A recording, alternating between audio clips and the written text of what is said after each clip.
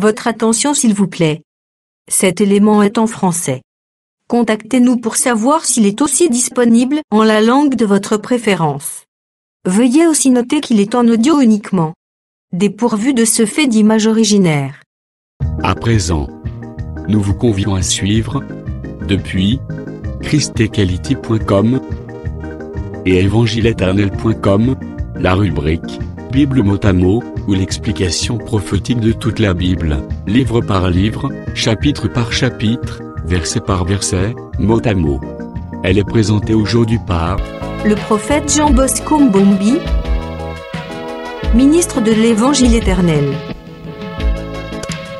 Recherchez-vous les enseignements du prophète Jean Bosco Mbombi, allez sur christequality.com ou sur evangileeternel.com/jbmbombi.html. Les enseignements sont disponibles en texte, audio et vidéo. Surtout, ne partez point sans souscrire à l'une de nos chaînes YouTube qui correspond à votre version linguistique. Souscrivez s'il vous plaît. Bonne édification au nom de notre commun Seigneur et Dieu Jésus-Christ. Amen. Bonjour, chers bien-aimés. Bonjour, ministre de la parole. Bonjour, serviteurs et servantes de l'Éternel. Bonjour à tous les peuples de Dieu. Les gens qui vont nous écouter via notre site evangileeternel.com puissent bénéficier de ces enseignements. Voilà pourquoi faites la promotion de ces sites où il y a différentes grâces par les hommes de Dieu pour que vous bénéficiez des enseignements qui donnent des lumières sur des grands sujets, des grands thèmes de la... Que le Seigneur Jésus-Christ vous bénisse, vous tous qui aimez l'évangile éternel. Soyez bénis partout où vous êtes. Nous sommes dans l'étude de la Bible mot à mot. Nous sommes dans l'étude du livre des Cantiques des Cantiques. Nous sommes dans l'étude du Cantique chapitre 1. Nous continuons notre lecture. Cantique des Cantiques chapitre 1, verset 9. À Majima, qu'on attelle au char de Pharaon, je te compare, ô mon ami. Merci. Quand vous lisez cette pensée, vous voyez, Salomon dit je te compare. Donc dans le verset 9, celui qui parle, c'est lui, c'est le bien-aimé. À Majima, la jima c'est la femelle du cheval, qu'on attelle au char de Pharaon. Donc, c'est un animal qui fait marcher des chars royales. Donc, quand nous voyons cette jima, nous voyons la nature royale. Je te compare, ô mon ami. Donc, la Silamite, comme une jima qui porte le roi Salomon, est comparée à la jima qui porte les chars de Pharaon. Voyez. Donc, si les pharaons se déplacent, c'est grâce à cette jima. Et de même de ces côtés, quand Salomon se déplace, c'est grâce à sa jima qui est son épouse, son amie. Voilà pourquoi, lorsque nous allons toucher sur la litière de Salomon, cette pensée va aussi revenir. Dans l'interprétation qu'on donne à la litière, vous allez voir, la litière prend aussi la pensée de l'église ou de l'épouse. C'est très très important. Donc ici, la Silamite est comparée à une jima, la femelle du cheval.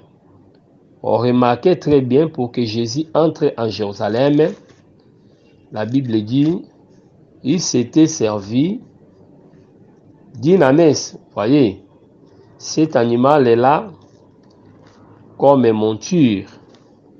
Voyez. De même ici, nous disons que la monture appelée gimante, c'est l'épouse. Voilà comment nous devons amener la cohérence entre ces deux pensées. Matthieu chapitre 21. Lorsqu'ils s'approchèrent de Jérusalem et qu'il fit arriver à Bethphagée, vers la montagne des Oliviers, Jésus envoya des disciples.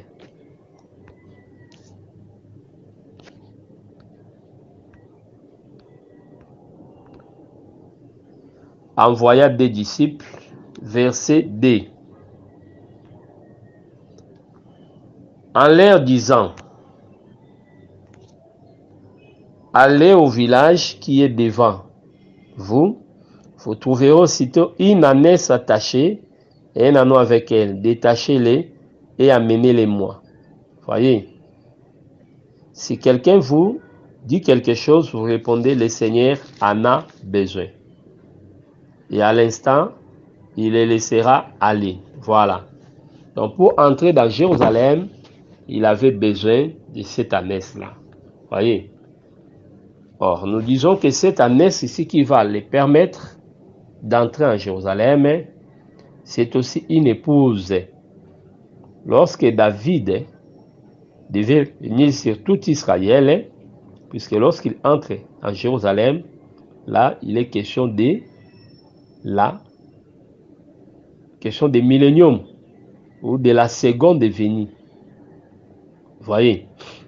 Or, lorsque Jésus arrive, on dit, tout œil le verra. Apocalypse dit, il vient sur des nuées. C'est que les nuées là constituent toute une monture. Les nuées là parlent d'un peuple que nous sommes. C'est ça la pensée. On devait prendre la femme de David, Michal, qui était coffrée quelque part là-bas. Voyez, il faut qu'on délivre cette femme-là. Elle ne peut pas entrer seule. Il faut qu'on prenne d'abord la femme. Il y a une pensée là-bas. Donc il faut que les vaillants délivrent la femme. Il va se servir de cette femme. Donc dans la révélation, nous disons cette femme, c'est nous. Donc il ne peut pas régner sans sa femme. Donc c'est comme ça. Donc les vaillants sont allés chercher la femme. Donc aller prendre la femme, c'est aussi aller prendre l'église. Donc c'est très très important. Donc cette femme-là représente aussi cette monture plutôt, monture représente toute une femme que nous appelons l'église. Donc voilà comment est-ce que nous devons comprendre la pensée des Cantiques 1, verset 9. Donc là, nous disons que c'est aussi une preuve de plus que si la mythe était la femme de Pharaon. Cantique des Cantiques 1, verset 10. Tes joues sont belles au milieu des colliers. Ton cou est beau au milieu des rangées de perles. Alors, il faut comprendre que dans les cantiques, Salomon utilisa plusieurs styles. Il faut aussi rentrer parfois dans des figures pour comprendre son parler. Tes joues sont belles au milieu des colliers. C'est-à-dire là, nous voyons la femme porte les pendants au niveau des oreilles. Maintenant, les joues sont entre. De part et d'autre, il y a les pendants au niveau des oreilles. Et on dit, tes joues sont belles au milieu des colliers. Donc les colliers sont de part et d'autre au niveau des oreilles. Ça pend. Sont des pendants au niveau des oreilles. Et de l'autre côté là-bas, au milieu plutôt, on trouve les joues. Voyez. Donc, quand on parle des joues, nous voyons aussi les deux alliances, puisque les joues limitent la bouche.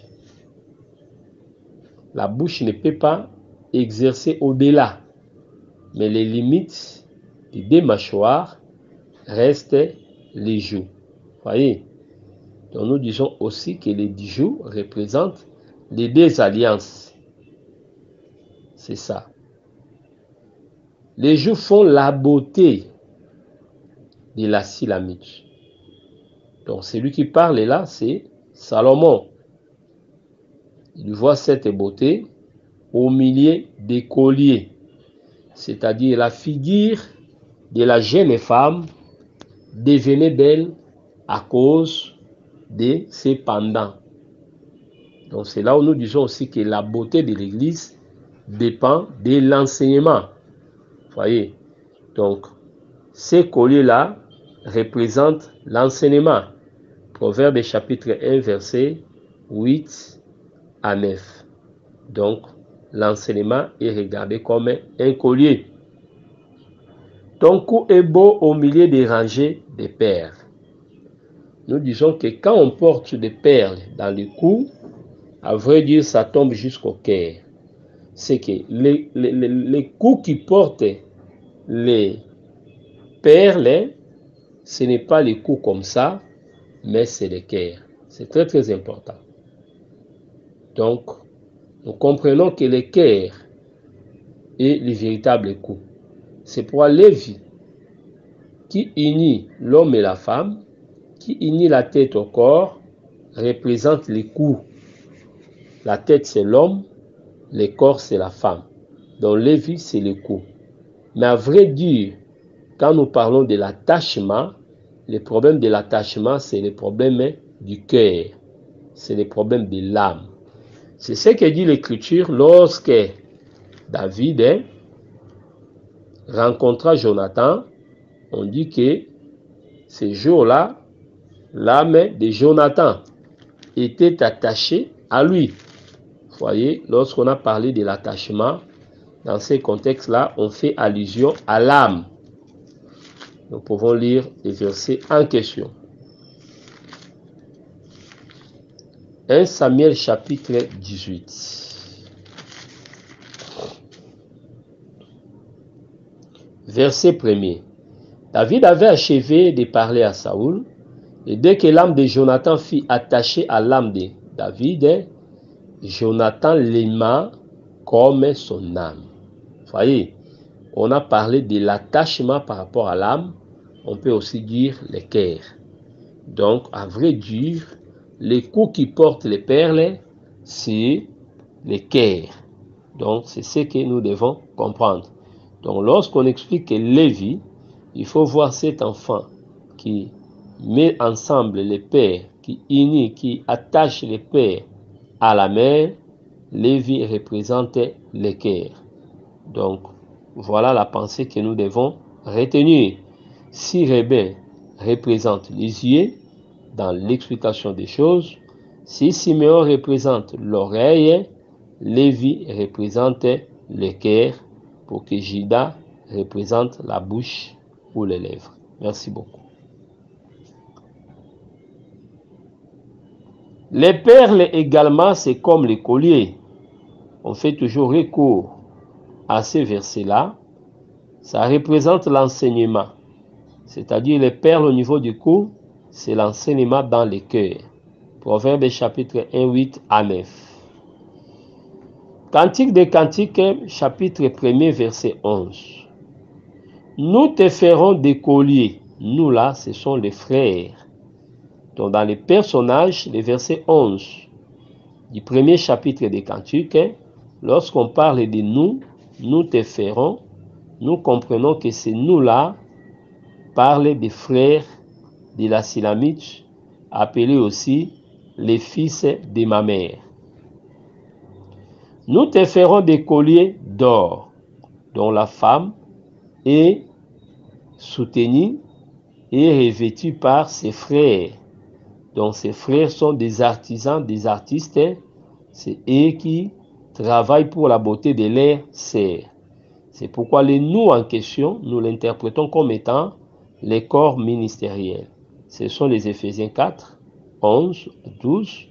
Ce sont les ministres de Dieu qui sont regardés comme des artistes, des artisans, des orfèvres pour faire les colliers d'or. Ces colliers d'or-là, c'est ça l'enseignement que nous donnons à l'Église. Vous voyez, les colliers d'or, c'est aussi l'évangile de gloire, puisque l'or symbolise la gloire selon Daniel chapitre 2, 36 à 38, même 37 à 38. Avec des points d'argent. Voyez, dans ces colliers-là qui est d'or, on voit aussi les points d'argent. Voyez, l'or parlait de la gloire et l'argent parlait des rachats. 1 Pierre chapitre 1er, verset 18. Donc, c'est-à-dire les messages que nous apportons, c'est l'évangile de gloire, en même temps l'évangile d'Isali, qui rachète la femme. Donc, lorsque la femme porte ça, c'est un témoignage qu'il est racheté. Donc, l'Église, quand l'Église porte l'enseignement salut, c'est une preuve que nous sommes sauvés. Donc, c'est ce qui est expliqué dans cette parabole ici, ou dans cette chanson.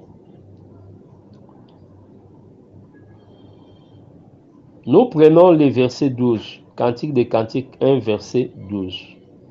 Tandis que le roi est dans son entourage, monarque exalte son parfum. Le roi dans son entourage, nous interprétons Christ avec ses disciples. C'est ça, le roi dans son entourage. Le roi dans son entourage, c'est aussi Apocalypse chapitre 5, où nous voyons le Seigneur entouré par les 24 vieillards. Voyez. Donc l'histoire prend encore une autre forme. Voyez. Lorsque le roi était dans son entourage, c'est alors que la Silamite va exalter, va faire sentir l'odeur de son parfum. Monarque exalte son parfum. Ces parfums-là, qui proviennent de la Silamite, c'est quoi? Nous interprétons ces parfums-là comme étant la prière des saints, comme étant l'adoration. C'est ça. C'est pour remarquer dans Jean chapitre 12, nous allons voir Marie, qui est aussi la figure de l'Église, agir comme la Silamite. Jean chapitre 12. 6 jours avant la Pâque, Jésus arriva à Béthanie. Nous commençons par le premier verset. Où était Lazare, qu'il avait ressuscité des morts? Là, on fit un souper. Marthe servait et Lazare était un de ceux qui se trouvaient à table avec lui.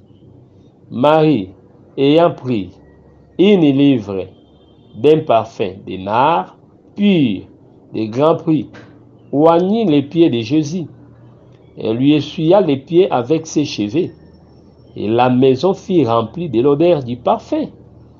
Un des disciples de Judas Iscariote, fils de Simon, celui qui devait les livrer, dit: pourquoi n'a-t-on pas vendu ces parfums 300 deniers pour les donner aux pauvres? Voyez. Donc quand Jésus vit avec ses disciples, il était le roi dans son entourage. Jésus entouré de ses disciples, c'est en ce moment que Marie viendra. Donc la Silamite qui s'approche de l'entourage du roi, Salomon, a fait exalter les bons parfums. Ces parfums-là sortaient de ses vêtements. Voyez. Donc notre adoration part de notre enseignement. C'est pour si quelqu'un n'a pas l'enseignement, il ne peut pas adorer. Il va multiplier les vaines paroles. Mais pour prier, glorifier le Seigneur, selon la doctrine, il faut que premièrement la parole de Dieu habite abondamment en vous. Et ce que vous allez prononcer comme prière, adoration, ce serait seulement les fruits de cet enseignement ou la conséquence de cet enseignement. Et comme Dieu ne renie pas sa parole, Dieu va exaucer. Voyez. Donc c'est pourquoi dans Apocalypse 5, nous voyons que les 24 vieillards, qui est aussi une figure de l'Église quelque part, adoraient le Seigneur.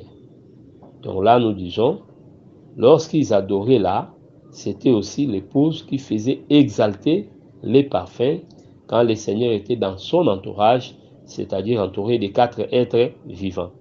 Donc voilà comment est-ce que nous devons comprendre. À tout moment que nous adorons, on adore que Dieu assis sur le trône. Le Seigneur sur son trône, c'est le roi dans son entourage. Et notre adoration, c'est ça le fait d'exalter ou de faire ressentir les parfums de bonne odeur, qui n'est rien d'autre que l'adoration des saints. Cantique des Cantiques, chapitre 1er, verset 13. Mon bien-aimé est pour moi. Ah, qui part là-bas, c'est la Silamite. Donc c'est elle qui prend la parole. Mon bien-aimé est pour moi un bouquet de myrrhe. Un bouquet de myrrhe qui repose entre mes seins. Myrrhe était considéré un parfum de bonne odeur. Voilà pourquoi quand Jésus était né, vous allez voir parmi les dons qu'on a donnés, Matthieu chapitre 10, 7 à 11, parmi les dons appropriés apportés, on avait apporté la myrrhe, un parfum de bonne odeur. Mais la Silamite dit que mon bien-aimé est pour moi un bouquet de myrrhe. Qu'est-ce que nous voulons expliquer là-bas? Dans l'ancien temps, des femmes avaient l'habitude de porter des parfums dans leur corps, comme une chaînette. Et cette chaînette, portée par les cou, venait s'asseoir entre les deux seins. Or, il faut dire entre les deux seins représente seulement les cœurs.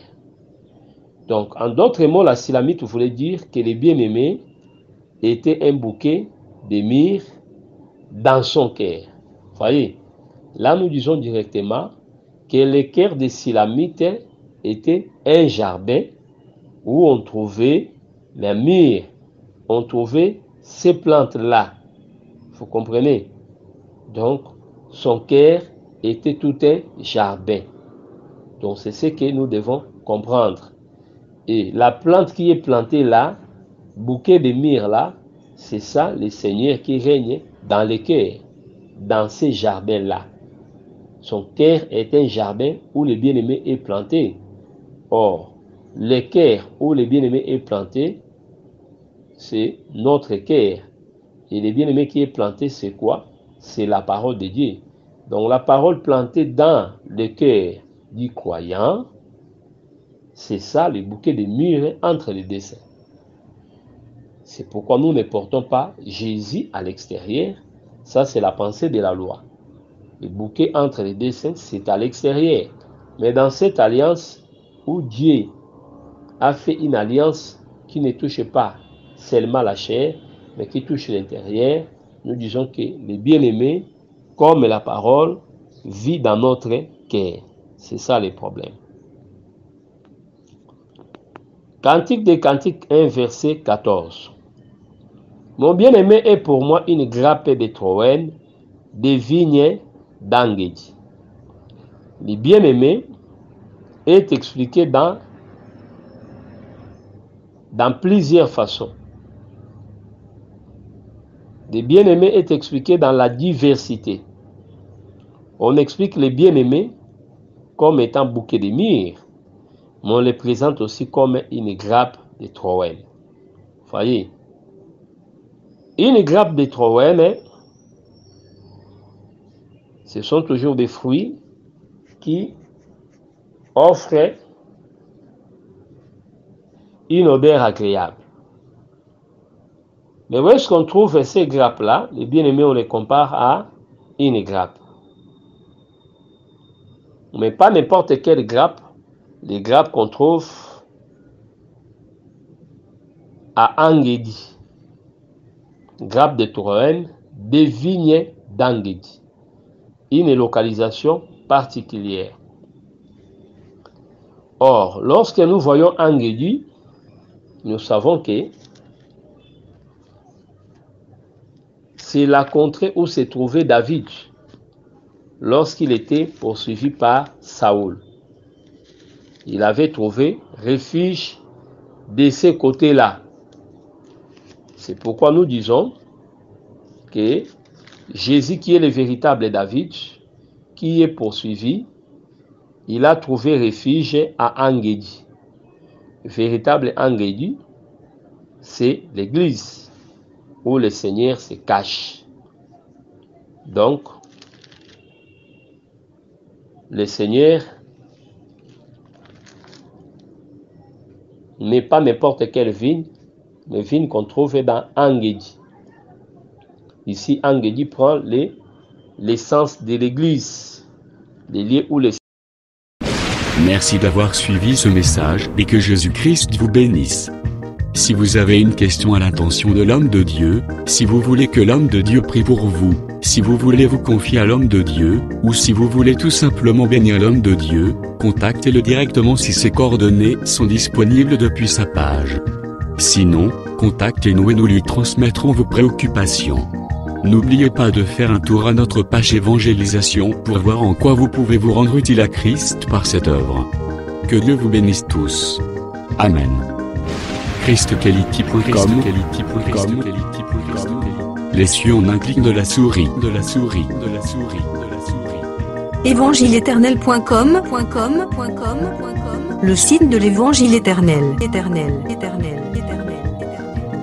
Christ Equality Fondation, équilibrer la manne ramassée dans le désert de sorte que chacun ait un maire.